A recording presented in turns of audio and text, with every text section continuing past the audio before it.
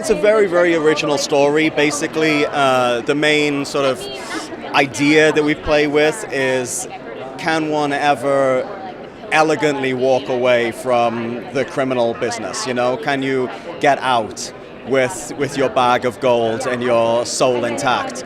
You know, and that's the central question. So, you know, it's a very original story, you know, but it also, like, the sensibility of it is vintage guy. You know, it goes back to his Lock, Stock and his Snatch days, and, you know, really, really great cast, doing things that I think across the board you're not used to seeing these actors do. I mean, I was just talking about it, but I think particularly Hugh Grant is gonna just really shock the world with what he does in this film. I sat and bore witness I'm the recipient of these enormous monologues that he gives in the film. You know, we sort of play the narrators of the film, but he came in and over the course of 5 days delivered, 35 pages of dialogue and just put on a veritable clinic in acting. It was really a beautiful and humbling thing to behold. So I think people will be very excited to see that.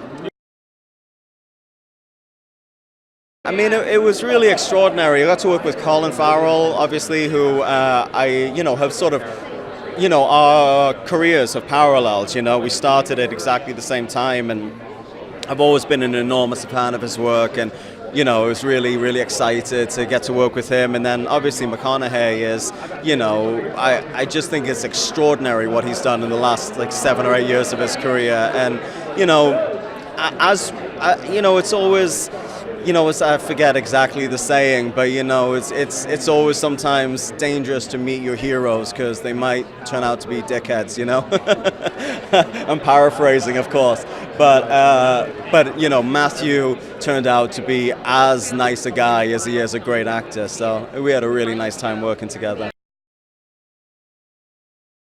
So I play the right-hand man of Matthew McConaughey in the film, who is the biggest weed dealer in the UK. And, there's a little bit of, I don't want to give too much away, but I think that the first impression of me is that I'm a very bookish administrator, sort of involved in more of the logistics of the operation, kind of more of a bookish character. And then there's a kind of a turning point in the movie where it is revealed that I have a much darker function within this. Old Raymondo's not afraid to pull out the bone saw when necessary.